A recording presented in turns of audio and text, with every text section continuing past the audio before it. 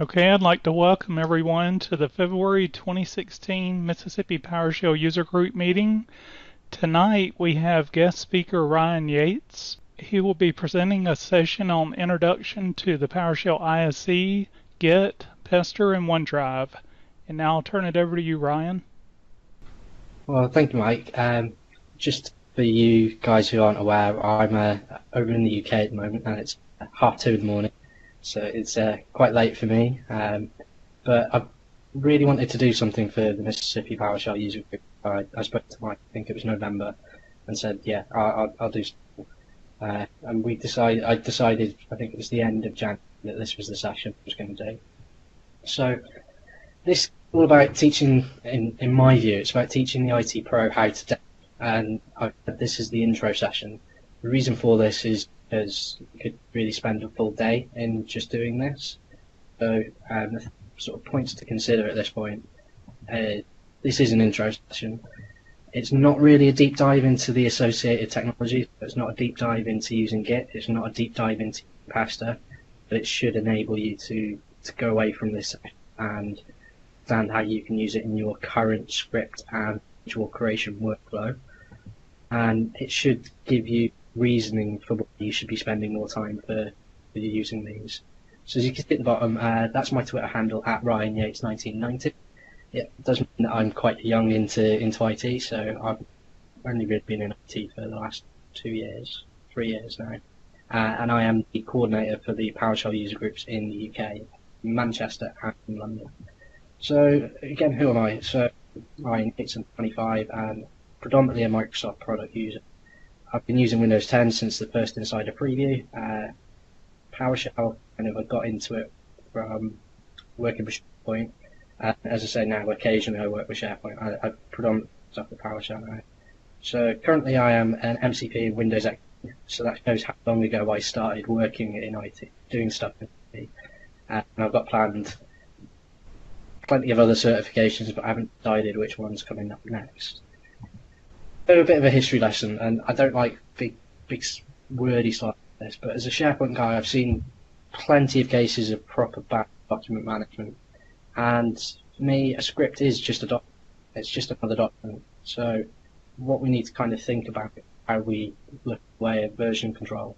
And an IT pro doesn't really understand version control or doesn't use it. It's always a dev sort of topic. So it's always been kind of alien to them. Recently found that version control can actually be an alien topic to developers as well, which is kind of scary. Now, have some sort of method for dealing with script versioning. I've seen underscore version 1, I've seen underscore Friday lunchtime, Wednesday lunchtime, Friday home time, this one that doesn't work, so on and so forth, which is really optimal. It doesn't really work with open source PowerShell projects. So a lot of the stuff that the PowerShell team are now doing is open source on GitHub. So to understand where to go when using version control, and I think it's beneficial to understand the underlying technology a little bit. And then there's the other aspects that come into things that we should be doing, and whenever I speak to people at the UK PowerShell user groups, they always come back with the same sort of answer when I ask, do they use Pester? Some of them come back, well, I kind of know about it, but I haven't touched it and haven't done anything with it. And others come back with, oh, Pester, what's that? And so this is kind of to make them kind of a bit easier, the process of working with scripts, modules, source control, unit testing, which is what Pester is. It's a unit testing framework. So I kind of was frustrated how difficult it can be to deal with this. So I wanted to make it kind of nice and simple for people getting into Shell to kind of pull into all of this together, just to make the transition into using source control and carry unit tests a bit easier. So my answer, again, I say, is a bit of a wordy slide, and I do apologise, and I need to change the module name because I changed it yesterday, but I've created an ISE add-on module called, it's now ISE Coup, which is CEW. This is available on GitHub, my repository. It's also available on the PowerShell gallery. So what this does is it gives us version control on all of our file saves in ISE. This is done by extending the PowerShell ISE using the ISE object model, which came out in version 3. Allows us to, with a set of key commands, Control Shift and S, Control Alt and S, and Control Shift Alt and S, the ones I've mapped it to. This allows us to do a couple of different functions, which I'll go into a little bit later. It also gives the ability to have some distinction when we start creating our script modules between a script or is it a module. It gives us a bit of consistency and peace of mind. It means that our workflow is consistent, right, every time that we look to do it. So the requirements to work, if you don't install it from PowerShell, it's version 4 or above. This is due to the way that I've built it, but it could be brought down level for version 2. It's not much more work, it's just something else I need to plan on doing. We make use of PowerShell Script Analyzer within one of our tests, which then means obviously we need Pester. We do need Git installed on our systems, and I believe Mike put a very good blog article up yesterday, or well, earlier today. It's yesterday for me, but it's earlier today for you guys, on installing Git properly with ISE. And I use 2 PS drives, so I use a scripts work in progress and a modules work in progress script PS drive. So let's demo this. So I haven't even got ISE running at the moment. As you can see, I'm playing with a few things at the moment, so just close these. So let's go and open the module itself so you can actually see what it is. So as you can see, I've got a few different functions in here. In functions are save all named files, save all unnamed files, save current ISE file, and then I've got 2 helper functions, get custom commit message and just yes or no. So these allow me to just make the creation and the continuation of working with scripts a lot easier to deal with. The 2 that I reckon will get used the most are probably save current ISE file, because I don't tend to see many people working more than 1 file at a time. But if you do, there is the 2 separate files, save all named files. So this is for any file that you've got currently open in ISE that's already been saved to a path, and then all named files. So this is something that you'll have started straight away. So we go deep into these. So let's go into save current ISE file first. So as you can see, I've put in quite a lot of content-based help. I am looking at moving this to a markdown file. I'm just playing around, seeing how I think this works. And if you guys aren't aware of it, the PowerShell team did release a new PowerShell module that will allow you to write in markdown for publishing to Git, and then for their modules that they're working on that get part of version 5 and then version 6 and 7 and so on. Allows the community to start building the help files or making the help files a bit better by making them individual, which I think is good. So as you see, lots going on in here. The beauties of ISE is the fact that for me, you can say, right, I'm going to collapse everything. Something that for me, it's missing in Visual Studio Code, so that's why I've not moved across to using Visual Studio Code. As you can see within here, I've specified that if it's not the ISE host that PowerShell, I'm not going to do anything other than write a warning to the screen and say it can't be done and we can't use it. And then to go through it, it gets a bit difficult to really understand because, as I said, the way it's been written. But the key part that we've got in here is this line: if the current file we've got in ISE is saved as equal to false and is the untitled is equal to false, what we then do is say, well, at this point we need to go and save this file, and we're specifying that we within this, we want to test whether it's already part of the Git repo, and we're waiting until we see it's part of the Git repo, because we already know it's a file that's been saved, but it's also been it's also been named. That's why the is untitled equals false. Would be equal false.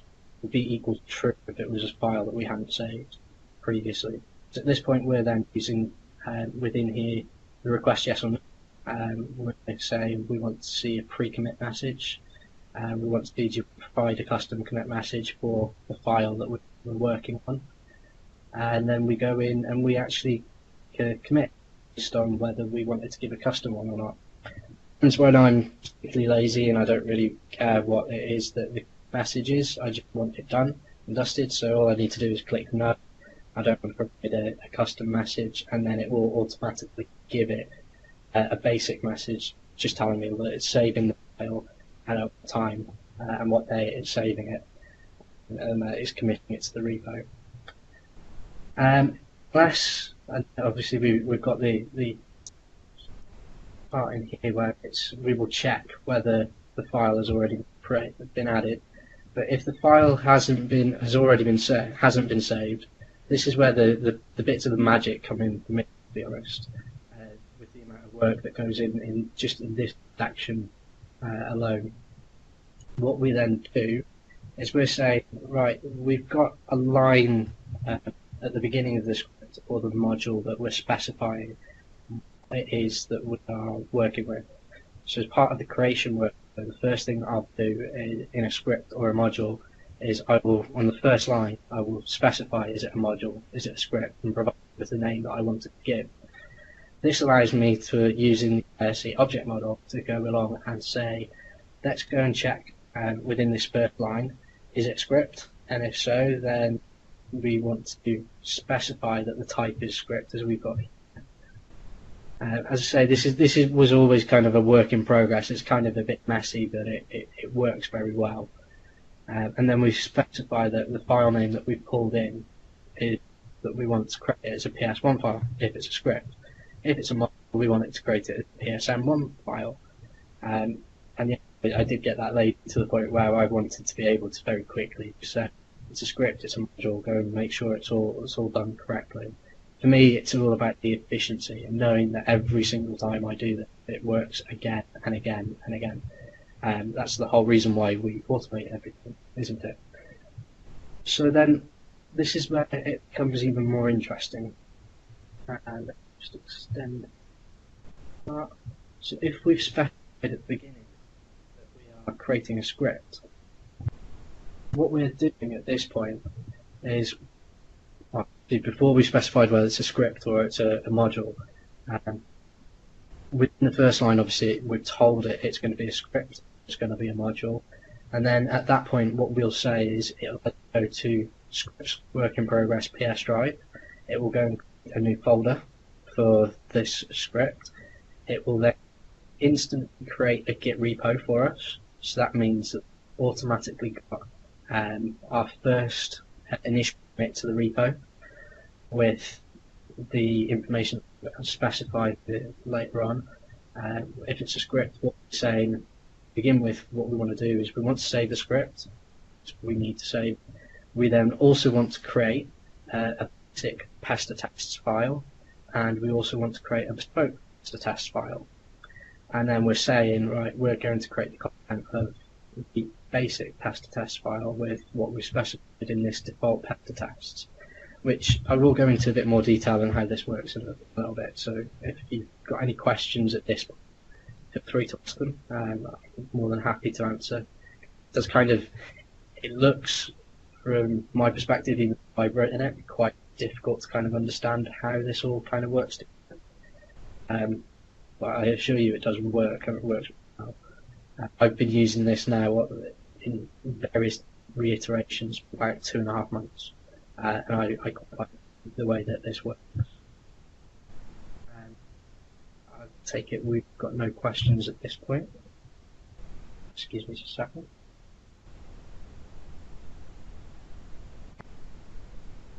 And then, because I've been doing a lot of work with the PowerShell gallery, and understanding what the definition of a compliant PowerShell gallery module with the license URI and project URI getting through properly. I got quite frustrated with some of the things that I'd seen, so I created within this module. What it will do is it will go and create within this function. We'll go and create our module manifest. We're using splatting to pass through all the parameters that we need to the module manifest. Again, we go and create the module manifest. We create the basic tests. We then create a bespoke tests file. We don't put any content in, but we also pass, into the basic tests the exact same tests that we use for scripts. And that's because the way that I've written the basic past test sort of framework is it will check, is it a script or is it a module, and it will try and do both. So you might have it allows you to go in and do quite a bit with it. And then same again, what we do for all of this is we've added all of those files into a Git repo for this module. In this case, it will go into module work in progress, and then we're requesting, is it going to do we want custom commit message, and then at that point we will commit it. And once we've committed it, we're not pushing this to repo because we haven't created a remote repository. We've only got a local Git repository. So we can't put anything at this point, but it does allow us later to be able to say, right, we might be working on something that we're at the beginning of doing work with. We want to have it in source control, but we're not ready to openly share it with the community. So this allows us to keep sort of a bit of control on where we are before we're happy to push forward. When I write modules that I push to the PowerShell gallery or to GitHub, they tend to sat in my modules work in progress folder for 3-4 weeks while I sort of iron out some of the scripting just to make it a bit neater. So that's the save current SE file. I think that's probably the most commonly used. I certainly think that's the most commonly used one for myself. And the bit of the magic that comes with it, if we go to the save all unknown the all unnamed files is pretty much the same. The save current ISE file is pretty much a sort of a combination of this all unnamed files and this save all named files. So what this will do is it will go again, and if it's a script, as you can see here, if we've specified the type of script, it will do the same, exactly the same functionality as the save current ISE file, which is great. But really this is just me kind of sort of into the detail of how it works. As you can see at the top here, I've got, this is the format that I use to begin with. So I'm using the hashtag and then module and then another hashtag and the name of the function or the name of the module or the script that I wanted to create. And as you can see, it's here. We've got it as ISE and it's ISEQ.psm1 in the ISE. So we're going to do this for this. I've been working along quite a bit recently with trying to fully automate the creation of all of my repositories on a machine, because I just like being able to say, right, my machine's not really running how I expect it to, or maybe I just fancy a fresh lick of paint, as it were.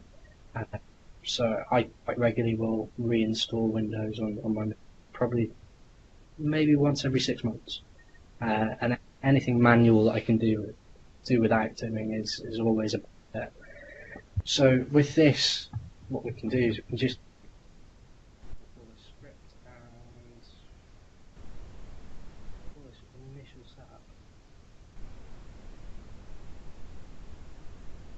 So as I've shown that, I'm encapsulating the fact it's a script and putting them in hashtags, and then the initial setup is closed with another hashtag. And then to invoke this, as I say, there's key command I can use, but because of the way that the ISE add-ons work, is actually we've got in here, we have got drop-down menu. Now the reason why you can see two mine is because I actually opened up the module before and I ran it along with my profile just to test this script that I'm writing. I should have closed it, but as you can see, we've got quite a few functions in here.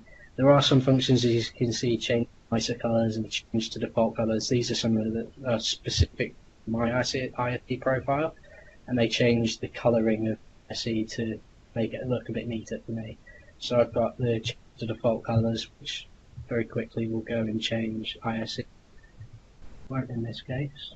It should have changed ISE back to default colors. Don't know why that's not working, but it should have changed it all back to the default colors.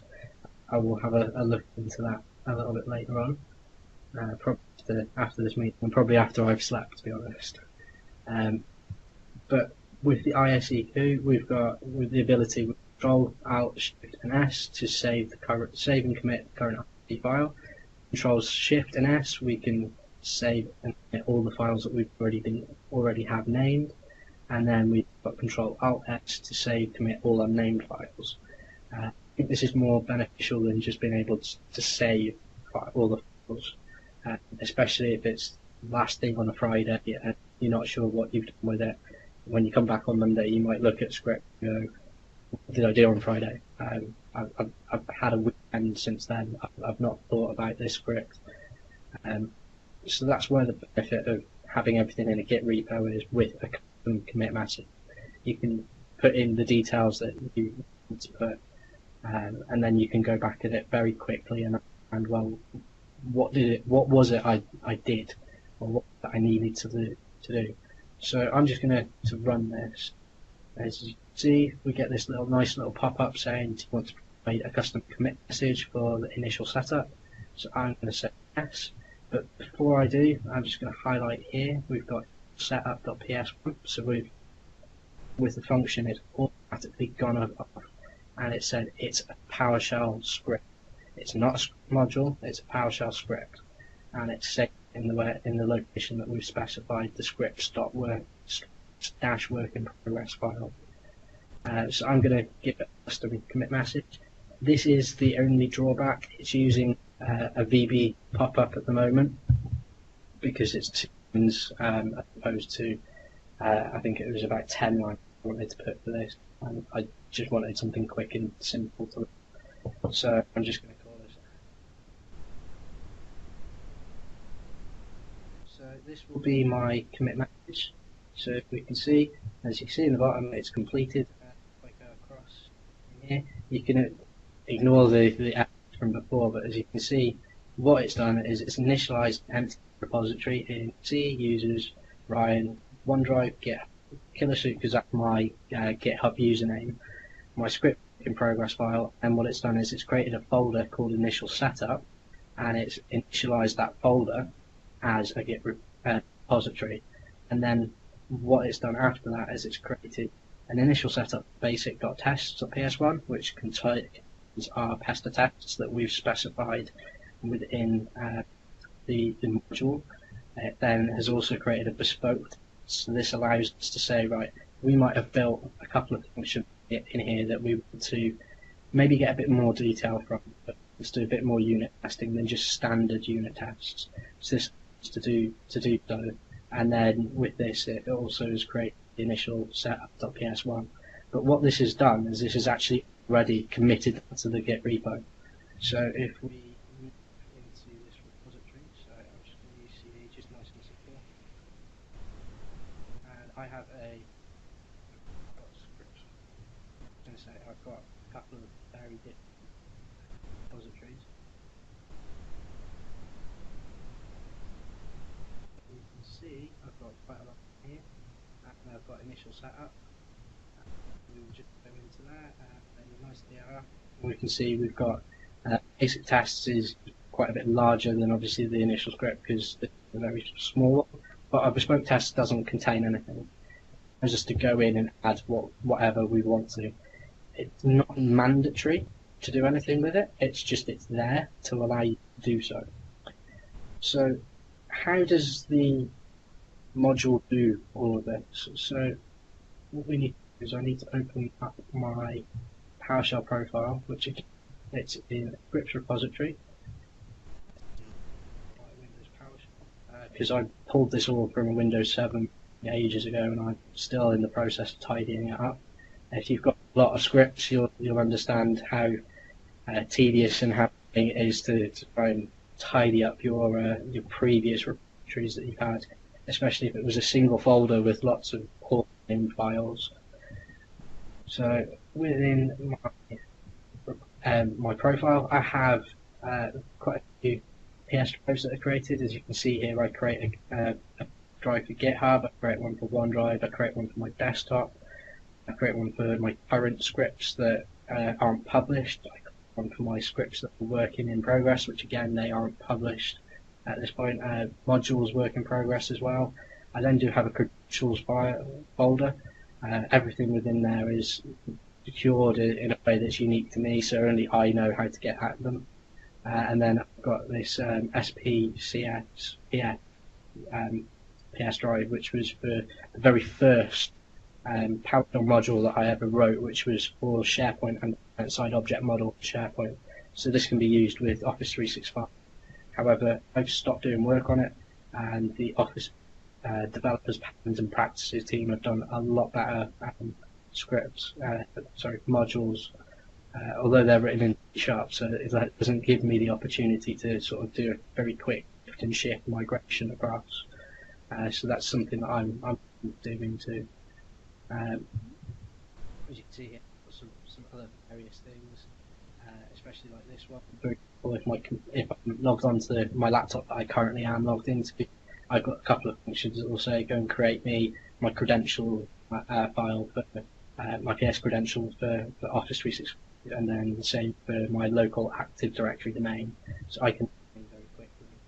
I specify very quickly here that I want to have the whether it's C, whether it's the console host, the root directory when I start up is always C, and then there's just one that I added in recently, just add the process ID on the top, and as you can see here, because it's been run twice, it's got the process ID twice, pulling back what's currently in the host window title, and then just adding in the ID into there as well. But this is where the magic comes in, and this is the ISE sort of specific item type.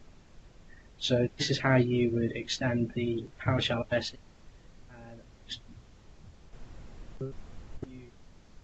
Amendments just so that you can see it a bit easier.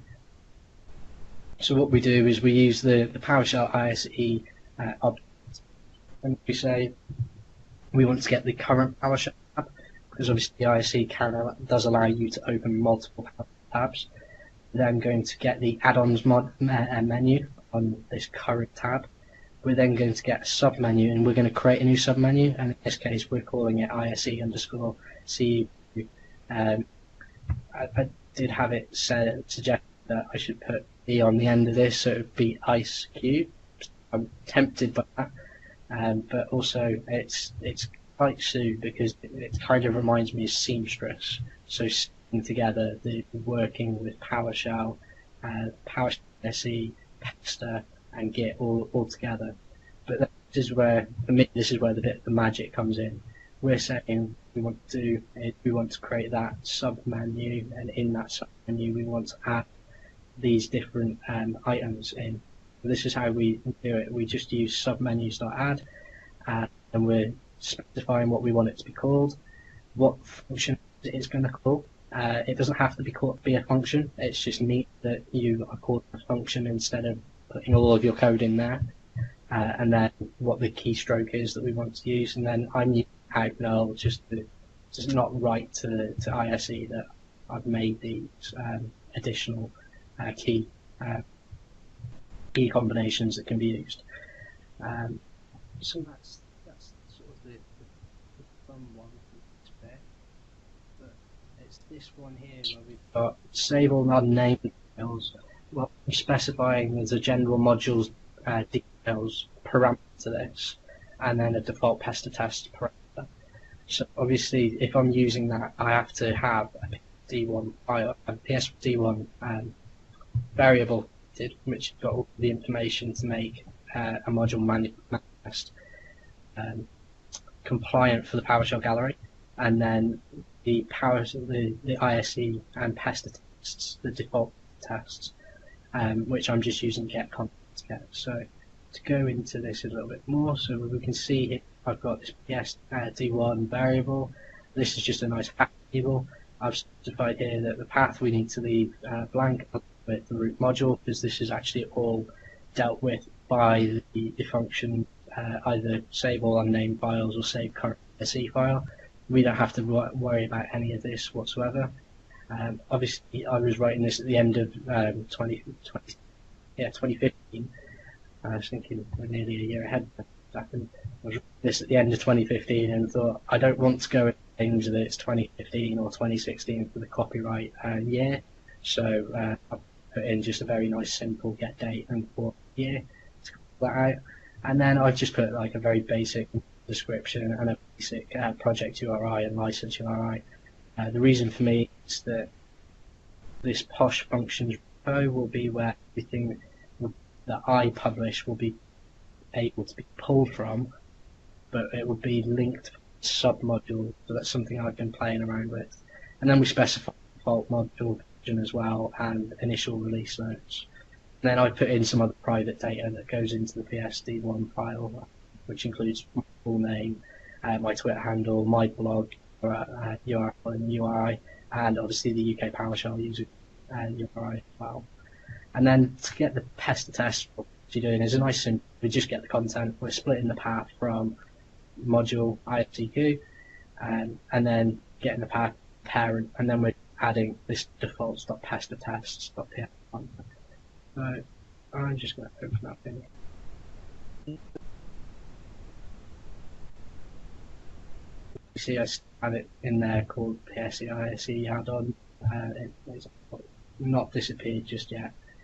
But go into here, as you can see, this is a lovely Git repo. I've got my license, I've got my read.markdown, and these are the defaults that we've got in here. So I've got my PS1 file, which obviously you guys have seen. This is the PS1 file. Which, as you can see, it's created it with a proper GUID. It's created it with my author, with my company name. The fact that it's copyright of my, although I do license everything under the MIT license. So although the copyright's there, it's really any benefit to it being there. And then all the different that we've got in here. I should really have in here at the moment PowerShell, the PowerShell version, the minimum as version 4, but because the function specify its version 4, I haven't put this in, and I'm also planning to put version 2 support in as well. So that would be beneficial at the moment to leave those. But one of the things I found with publishing stuff to the PowerShell Gallery, and there was a good conversation. It was via one of the GitHub repos, the PowerShell ones, and I believe it was Michael Green, wrong on the name, but was confirming that if you leave functions to export as a wildcard icon, it means that PowerShell is a bit more performance intensive when it's trying to pull together what functions are part of that module. And so we've got in here, I've just done a nice simple copy and paste, but I do have a process in the process of being built to automatically add this after I create the file and do the commit before publishing to the gallery. This is where we can then specify other things, like we've got other modules, a full file list, and then as you see, private data here on my blog URL, UK PowerShell user, Twitter handle, obviously the name of myself, and then we've got all external dependencies on Git, PS script analyzer, and Pester. And then we've got PS data, we've got tags. I will say this external dependencies is a custom field. It's not a standard one for this. The one's a little bit down. But then we've got other tags that I put in here. So Pester, ISE, the PS script analyzer, script creation, module creation, workflow simplification, and PS. And then I've got the license URI and the project URI in there as And then I've got the release notes, which you see Dave Wyatt added some additions in to this a few weeks back. So it's just saying that I've added Dave's additions in as well as some amendments to the core functions of the module. And then this is the external module dependencies, Pester and script analyzer. So if you were to run this on a version of PowerShell, if you were to run this on PowerShell version 4 and you have installed the package management MSU is that installs the OneGet client, then this would do is it would say, right, although you're installing this module, if you don't already have Pester and Script Analyzer installed on your system, it will go and pull the latest versions of them from the PowerShell gallery and install them at the same time. You can put this as a hash table, so you could say you've got a specific version of Pester that you want to use, a specific version of the Script Analyzer that you need to use, and it will get just those versions, which allows you a lot more. So, just at this point, have we got any questions at all? Because I can't see whether anybody's put anything in the chat. So far, there's no questions in the chat, and if anybody has any questions, feel free to unmute. You can ask your own. If you don't have a mic or anything, if you'll type it in the chat, I'll ask it for you. And we've got somebody typing now. Am I going to be heard? Yeah. Oh, hi, this is Josh. Towards the top of your script, I noticed that you had a provider GitHub, and I wasn't familiar with that. I was hoping, this is maybe I should be familiar with that, but maybe you could point that out and explain what that is. So, how was that? Sorry. It was in my profile. It might have been in your I think it was in your profile. So what I've done here, it's only using the file system PowerShell provider. It's just a PS drive, which is called GitHub. The reason for this is everything that I've got in GitHub is actually stored within my OneDrive. This allows me very quickly, as I was saying at the beginning, if I rebuild a laptop or I get a new desktop or a new server out that I've said this can have internet access, especially in my own testing environment at home, it allowed me to say very quick, right, everything I do on system is the same every other system that I work with. Everything is stored in GitHub, and if I make a change, it's stored in OneDrive and as the underlying storage. So if I make a change on my laptop and then go onto my tablet, for example, or onto my domain controller, that's my scripts go into it, which it really shouldn't. But that's another question. Then it allows me to say I've made a change on my laptop, and I can either RDP to that machine, or I can go and stand at it, and I can see that the change is propagated within literally seconds. It allows me to have that flexibility, but that only occurs when obviously you've got only small changes happening at once. Does that answer your question? It does, thank you. So yeah, and that brings me on to a very good next point to do kind of with OneDrive. So although I have a lot of other stuff stored in OneDrive, including because I use Groove Music, which was Xbox Music when I started using it, and because I have an Office 365 personal subscription and a Business Essentials subscription, I've got 1 terabyte of storage in my OneDrive, so all my music's in OneDrive. But I don't want that on my laptop, so I specify on my laptop, for example, that I've only got certain folders share, so that I have been pulled down. So let's see. See, last updated was 15 minutes ago. It just cropped up there. So you can see I've got, I think, 120 gig of just over a terabyte of storage, and I can specify on this machine I won't add any other further folders. I'm still trying to work out how I can fully automate this part when I create a new machine go and sign to OneDrive with my credentials and then specify which folders I want to have. As you can see, I've got a blog post folder here. I've got a backup from a previous laptop that I probably should get rid of stuff from. I've got some documents I use, some email attachments.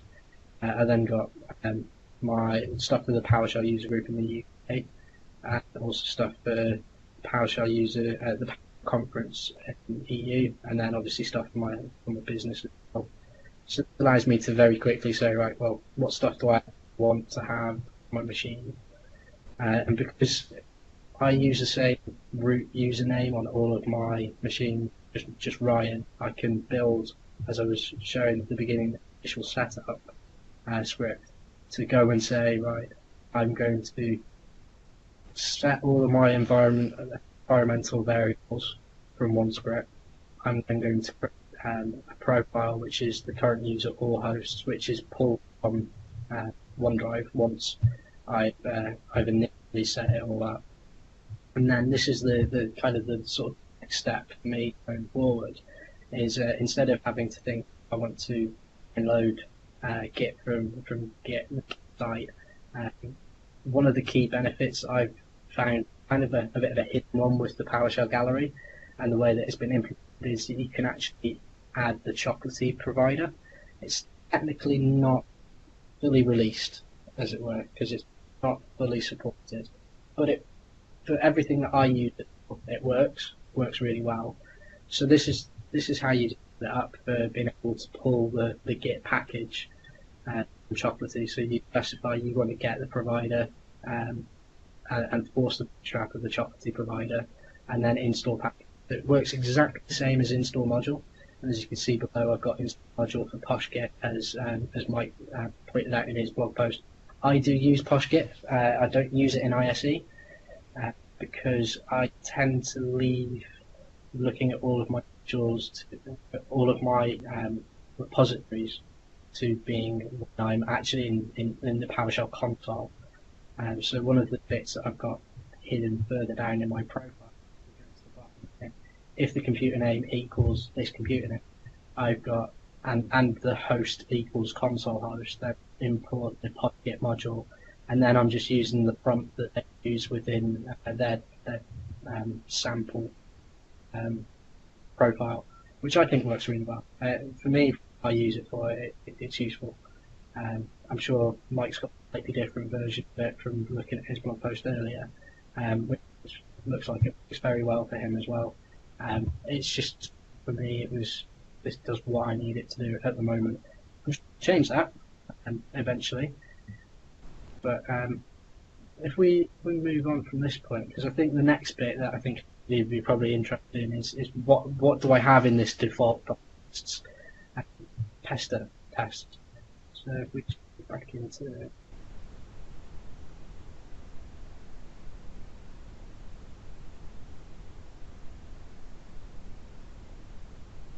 So what I do within this Pester test is I say, right, to begin with,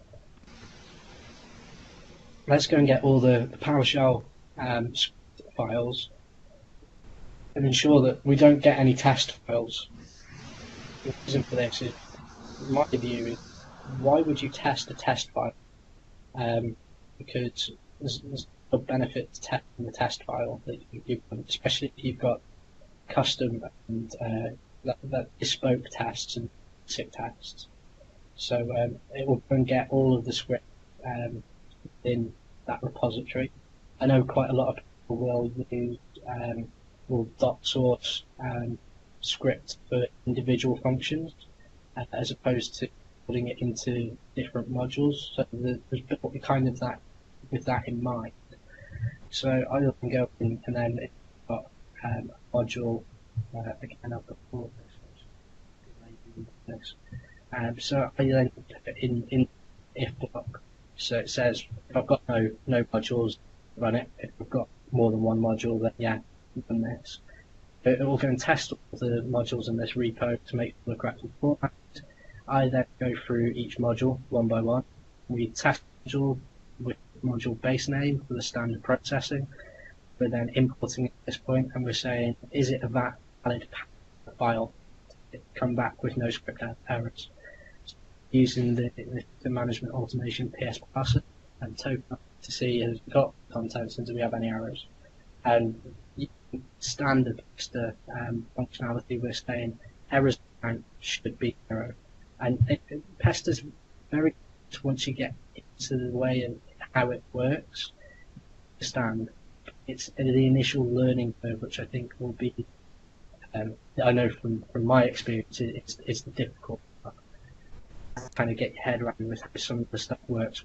So, but then what I've specified within this one is what I want to do. If it's a module, I want to make sure I've got a root module file. So at this point, I want to see, is it PSD1 file? Granted, I'm actually looking at this when I can see I've got a bit of a problem here, because actually this test is exactly the same as the below test. I want it to see that it got a root module file. It should be checked. But is there a manifest file, and does that manifest file then specify the root module? So that's an issue that I need to raise up GitHub for this, so that I can track this and get this fixed.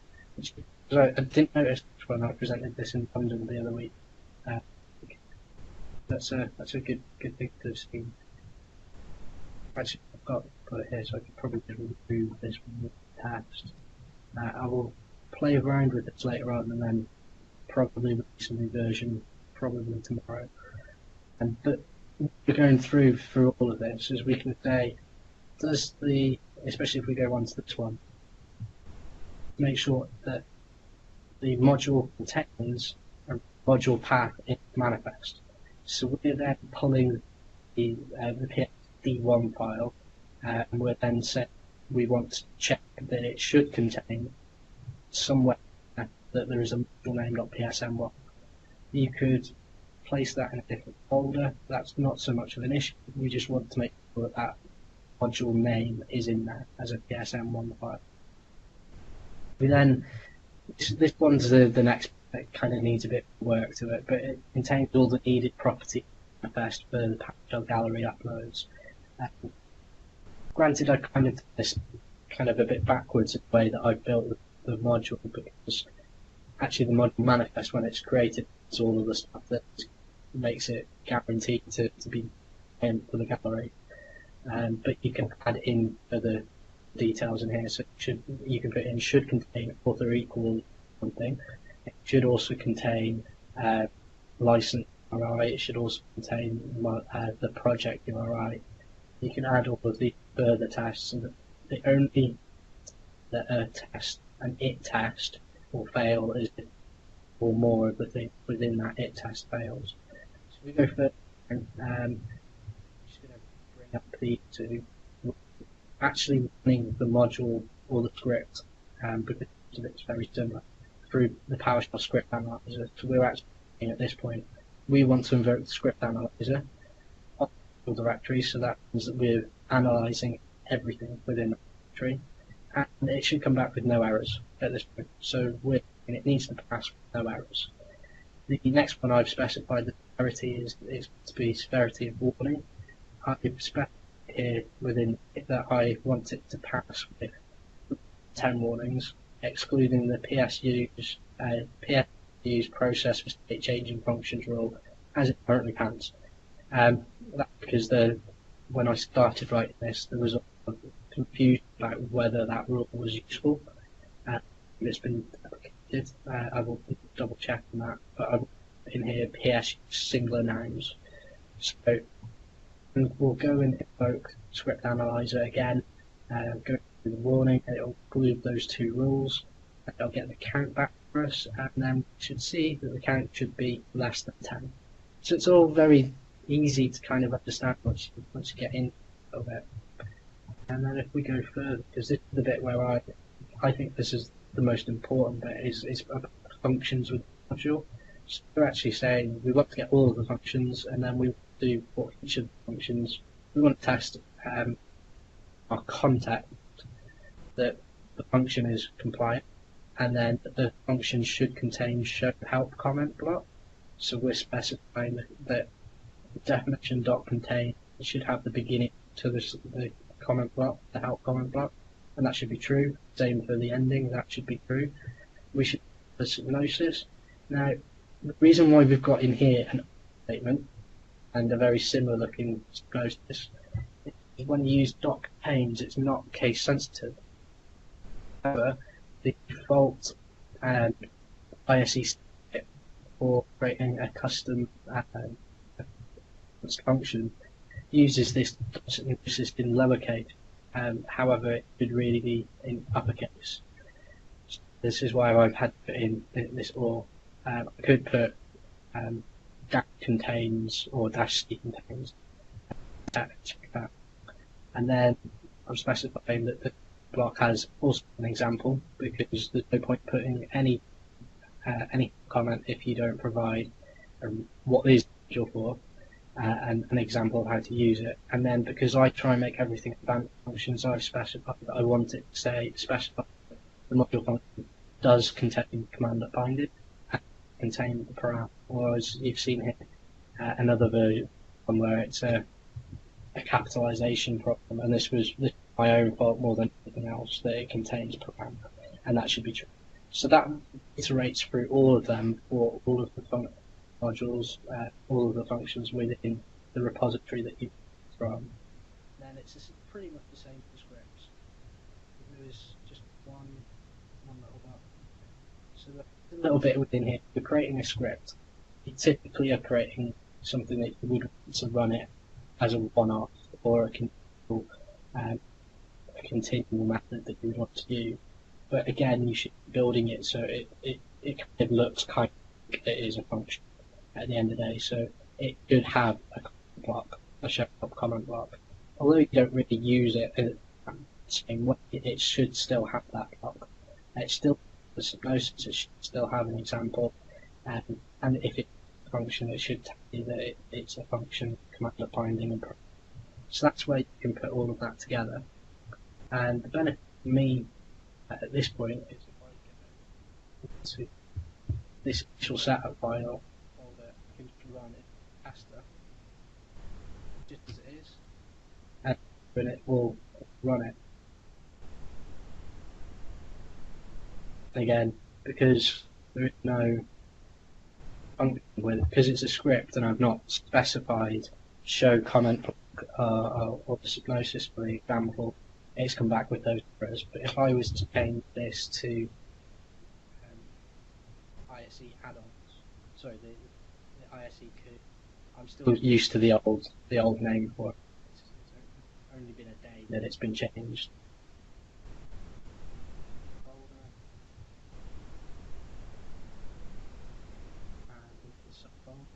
And Pester, we should see it goes through all of this. The analyzer bit is a bit slow, I liking, but because of the way that script analyzer does run, if you were running a full sort of build and continuous integration pipeline, this would all be pushed out anyway, or you would do it locally using git side commits before you commit it or before you push it to a repo. It allows you to pretty much make sense that you're building your modules correctly very quickly, which I think is great, because it means that you see, like as you see here, once it's gone through the script analyzer, it acts quite quickly. It's still, for want of a better reason, because of the way that the module's been built, it's still going and doing the tests on the tests. So this is it actually testing the test file, but that's just a small issue that I am aware of. So, any questions with this? I know when I presented it at London, there was quite a lot of interest to start making use of this for changing their workflow. Though it personally has changed the way that I look at it. See, the test was completed in just over a minute, and with 94 tests, none failed, none were skipped, and none are pending.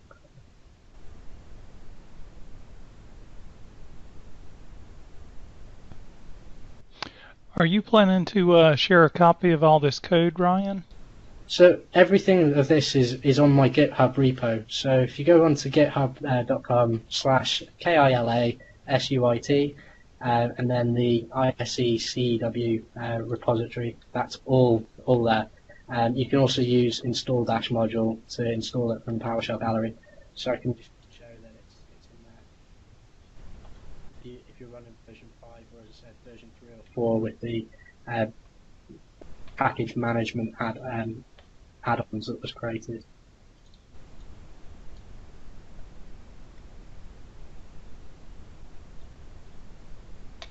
And as you can see, that's it in the PowerShell gallery.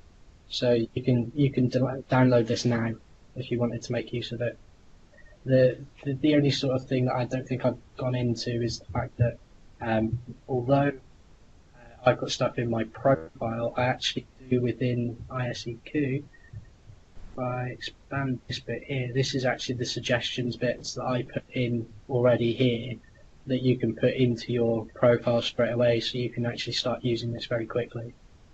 Obviously, I would suggest if you're going to copy and paste this into your PowerShell profile, you don't put the author, leave the author as me. I don't mind it if people tell me that I've submitted stuff to the gallery, but I won't be supporting it.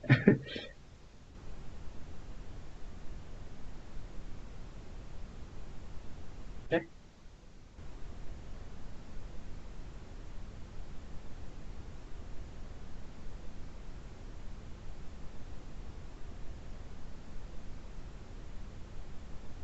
So, well, we've still got a little bit of time, a couple of minutes. Does anybody else in the audience have any questions at all? Anything like that they'd like to ask about this module or anything else in particular?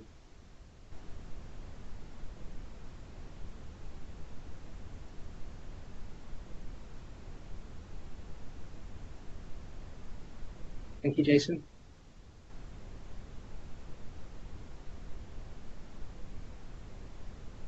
Well, I hope this has been useful for you all. I've certainly enjoyed presenting for the user group. This has drastically changed how I work with building stuff in PowerShell, and the fact that this is available for me, this was something that I've always said that if I can do, I will push this stuff to the user groups, because what makes my life easier can make somebody else's life easier. And the way that the PowerShell sort of gallery is going, we've got the ability now to see where we can stop spending lots of time doing the same stuff and start building some real cool functionality in PowerShell. I know I didn't touch on it in here, but stuff with run spaces is something that I'm playing around with quite a lot at the moment. So it's good to see that there's options in there, which is something I don't think we had a year or so ago, or it wasn't as visible anyway. The PS drive that you were showing earlier in your profile, that points to a local folder that is actually your it's synchronized to your OneDrive. Is that correct? Yeah. So when I create a thing within my profile, what we've got here is it's this environmental path that's used. So I'll just it doesn't like it. But if we go back into this, what this OneDrive location is it's actually saying it gets my home drive, which is obviously it's typically C, but we environmental variables to make it to ensure that it's that. And then we get the user's home path. So my home path is Ryan users Ryan, and then within there there's a OneDrive folder which is created as part of the OneDrive client. We just go hit this and I can show you it now. This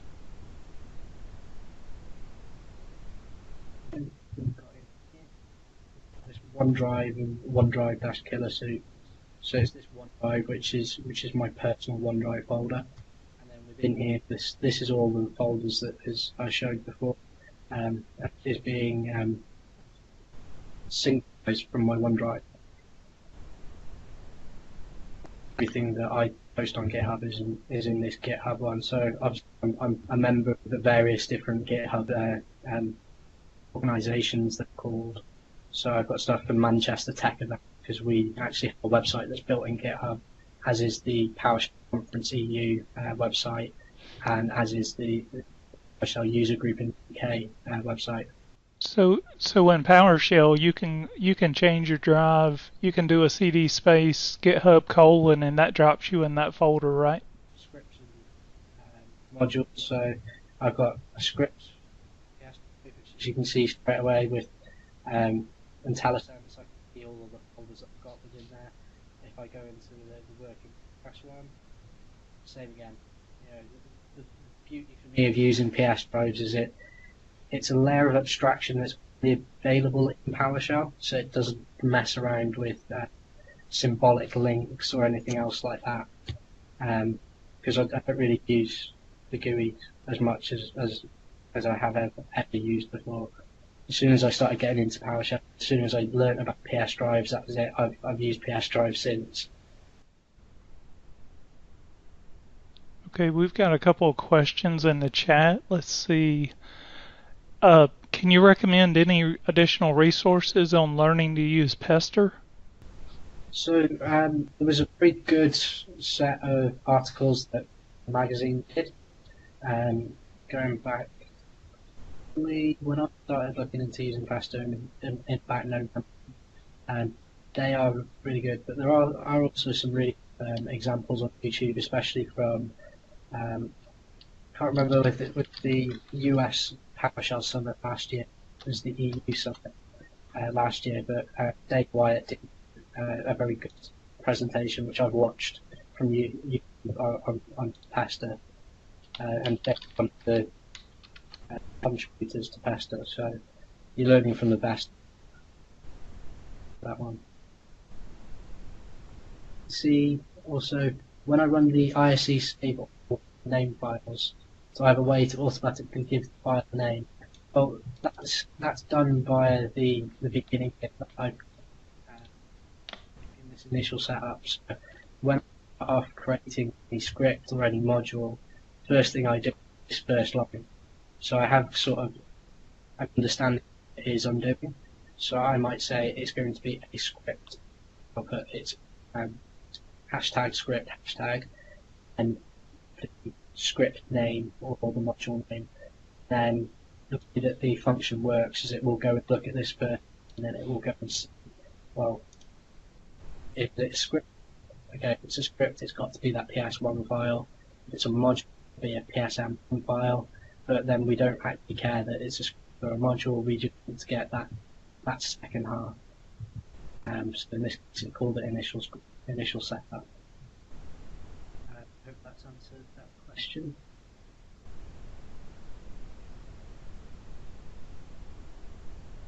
And then job.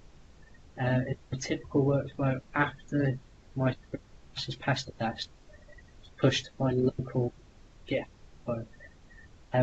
If we're using only local repo, there's no push or pull because there's no remote server or a remote path to push and pull things from. So there's only one source of truth, and that's got locally.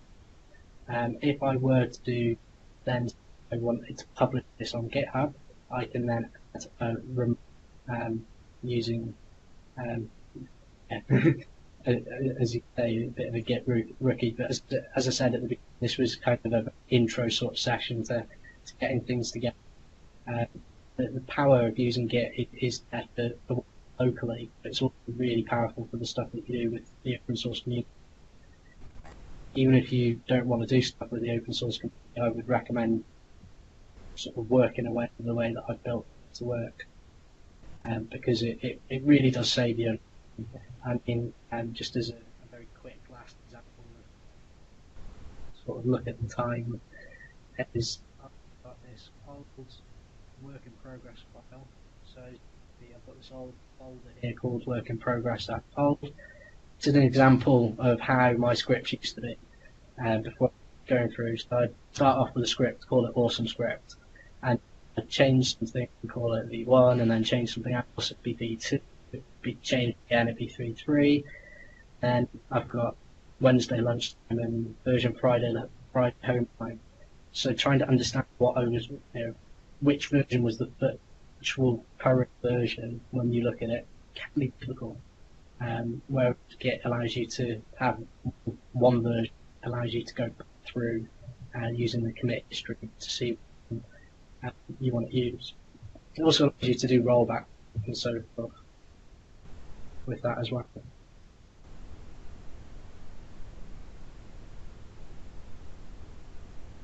And as Mike has put forward, that's a very good link. Git SCM. That's the home place of Git. At one point, I did have a local copy of the Git repo on GitHub because I wanted to change something. I do this. Don't have time to do this more than else. Yeah, if you go out to that link, you can actually learn Git in a browser, and it's fairly easy to do. But also, there's a book called ProGit, and I think it's version 2 now, but it's an open source book, and it's published by A-Press.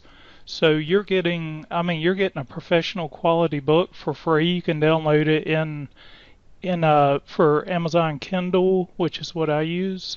You can download it in a EPUB. You can download it in a PDF.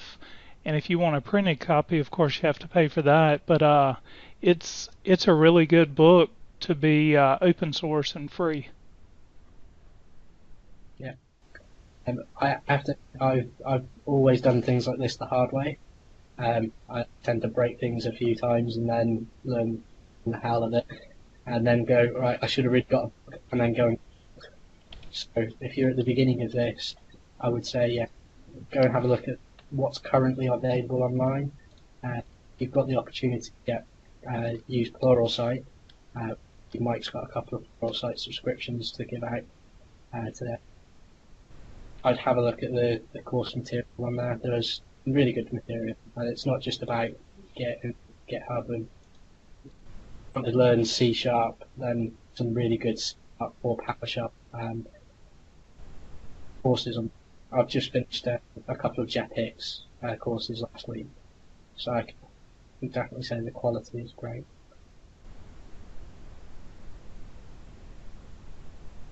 Okay, I have another question, and it's pertaining to Git and GitHub, and it's a little more advanced than your session was, but I really want to pick your brain on this to see what you're doing. Do you use multiple branches like dev and master on GitHub?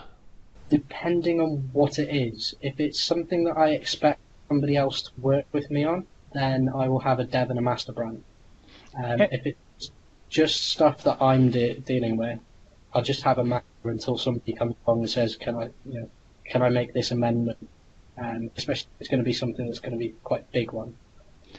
Luckily, the modules that I used to work on for the shell, that was all hosted on Coplex, and then I started to move across to GitHub with it.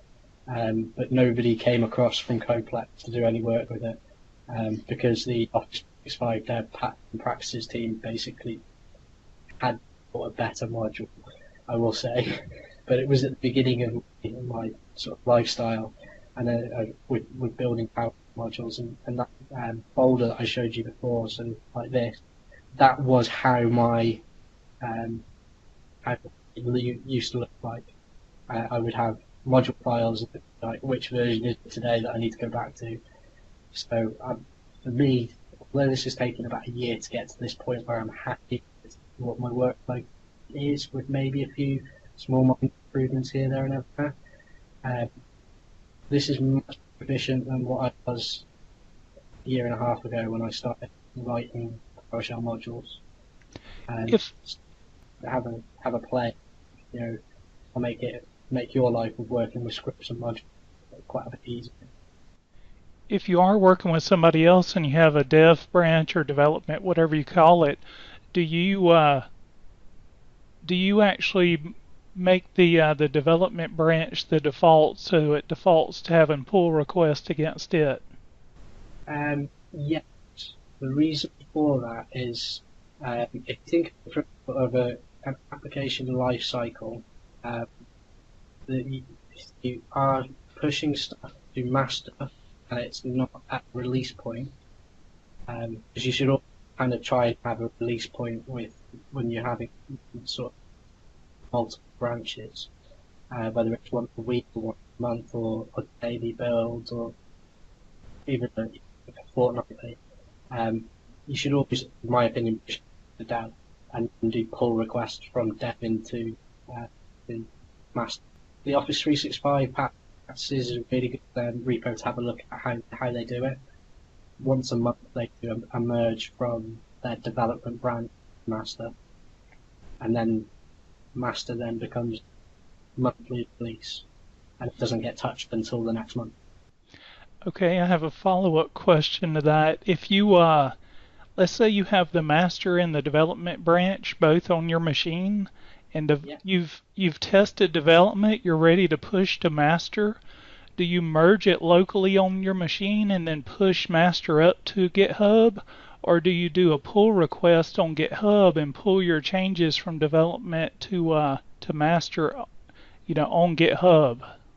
So what I tend to do is push it to the dev branch to GitHub, and then in GitHub I will create a pull request from dev into master. What we do for the PowerShell conference EU website is exactly that. Instead of if I've made a change to the site and then push that change to dev, we then have an automated build that goes and builds our dev version. So that's then automatically done for us. And then if that passes, somebody else in the website team, as we've defined ourselves as, will then merge that pull request. So it takes the onus of I've pushed something and I've merged something and I broke something all at once away from me. It gives that second layer of eyes, as it were. And I see this quite frequently with modules, like repos and GitHub, that somebody will do like a looks good to me sort of just quote before it gets merged from dev to master. And actually that's what the script analysts the team do. Yeah, I think a lot of people have these same sort of questions because Josh put a comment in there. It's figuring out exactly how others are doing the workflow. It's like I could do it this way or I could do it a different way, but what's the best practices, and how are other people doing this? I think, as with most things in IT, always a very much it depends sort of question. It really does depend on. Sometimes it's the repo you're working on, sometimes it's the people you're working with, sometimes it's what the technology you're using with it. I can see a very good question in there about is great for public repos, and then the STF, which is now VSO, isn't it? Visual Studio Online. It's good for private repos. I personally just everything GitHub pay. I think it's £5 or something like $7 a month for private repos, which is fine for me. I do some plans to start working with Visual Studio Online a bit more, but it's not top of the priority. But Visual Studio Online does have the support for Git repositories now, as does the latest version of on-premises Visual Studio Team Services, is it? And I haven't used it often. Yeah, that's one thing I like about knowing how to work with Git at the command line is like the private repositories I would create. I'm working with people who work in the same building as me. So what I do, I just clone the repository with the bare option, and we just stick it on a file server, and then that's our private repository. Yeah, exactly. I was asked this question, or a similar question in London about sort of the private and public sort of idea. Anything that you're doing internally that you want to host on GitHub, you can just use a file share for. If you've got, say, some of my version controls started off with using SharePoint, which don't ever do. Don't, from my experience, don't use OneDrive for Business for this either. It's not particularly that great. I've tested it with Google Drive or Dropbox or Box or any of the other online file share services that you can use, but I think it works quite well with OneDrive, the consumer OneDrive that is. But internally in an organisation, yeah, you could just use a script, a file share quite easily. No different at all. Ryan, I had a question. I hope it's not too complicated. So I was working with somebody's repository, and it was, I want to say, I can't remember the name right now, something lab. Ian Brighton. It was for building a test lab. And I don't think he has kept up with it too much, but it made me realize, like, he had dependencies on other repositories for DSC resources. Yep. And because of those dependencies, it ended up having like multiple dependencies on other repositories. And I'm thinking about with my team, when we start building different modules or DSC resources, I don't know what I'm going to do whenever I get to that point where, I'm building a bigger script or workflow or something that has dependencies in different repos. And I was wondering if you can kind of guide me in the right direction on that. So one of the things, especially building a module, you've got the ability to specify, as I should, I have to go back into this, in the PFD1 file, we've got in here, we've got the external module dependency. So I say here, at the moment I've only specified that I've got a certain script analyzer. If I'm using the PowerShell gallery to download this, what it will do is it will automatically kick off a download for Pester and script analyzer will download the versions.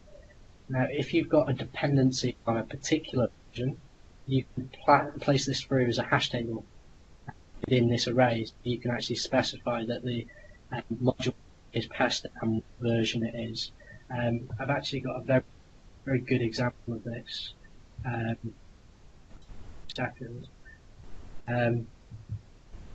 We're actually building a nano VM using DSC, and this was something that was suggested to me, test this. And this is, I think it's Michael Green. He's one of the project PowerShell. But you've got this ability here to specify. You've got the module name is Hyper-V, what the required version is, and then the same for further modules. So you got that ability then to say, right, that's got a breaking change between one version of a module and another. That allows you to specify the required version that you want to use. I would suggest if you get June Bland did obviously for the Mississippi PowerShell last month about how I know she's looking at other user groups. So if you get opportunity, speak to June. From what I gather, did a very, very good presentation on it. And June's one of the people I would always go to for questions like that. Could you repeat that part about June Blender? You kind of broke in and out. So June for the last month did a very good presentation for the Mississippi PowerShell user group about how, and it's about the differences between module versions and how you can sort of get around that. And that's what I was saying before in here, specifying what the module name is and what the required version is. So if something had changed in the next version, Hyper-V, and it was 3.3, that was a breaking change for your design configuration resource, or whether it's a module that you're using, you can actually specify you want to use the previous version. And the way that the gallery does work is it does hold all previous versions, even if they are not listed in the gallery. So to give an example of this, very, very quickly. I can do find module to find my module, the PSISE, as it was called beforehand, add-ons, and this will come back with the modules not recognized. It also helps out the command drive. So no match was found, but if I then specify in here the required version is 0.0.1, it will come back with the version because I've specified that I need that exact version. So that's one of the good things about the gallery is it's built to allow that dependencies. Does that answer your question? That was perfect, actually. That was perfect. Could you explain why it didn't find it didn't find that module without the version number again? And the reason for it is I actually need to do the PowerShell gallery website. So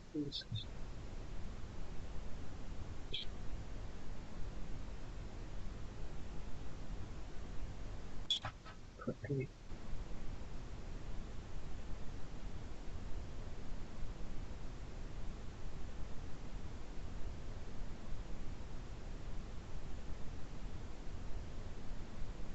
So if I actually go into, so I can't actually search for it in here because it's been listed. So I've actually specified the module is no longer showing in search results.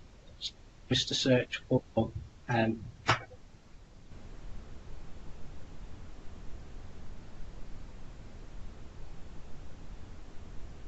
this will come back with no results.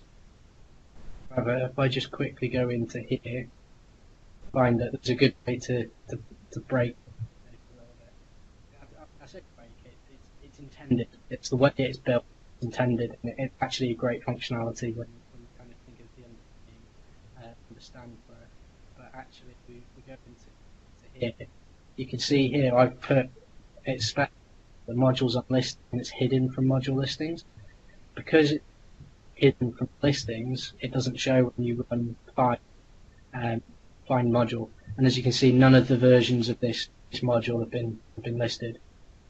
So you can still download it if you know the module name and the history version, the version of the module that you download. You can't find it by just trying to find the module by the module name. I do have a query that I need to take back to the PowerShell team about being able to migrate this version history to this to the ISE to modules so that it can actually be pulled back. I have one more question. So how do you version your how does versioning your scripts work? How do you work that into your workflow? I'm still debating how I'm going to do this.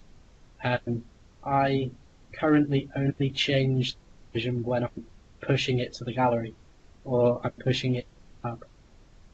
However, I'm looking to actually put proper build process pipeline that on every time I commit something to my Git repo, it will amend the version of the module instead of it being like, as you can see here, it's 0.1.2.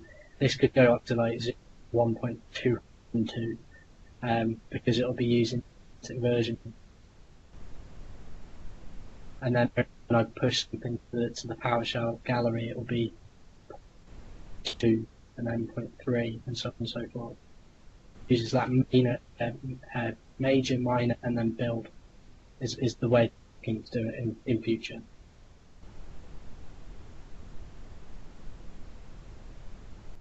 Thank you. Any other questions at all? Some really good questions coming in. I'm actually kind of really glad that I've managed to get some good questions from you guys. More happy at the fact that I've been able to answer them as well.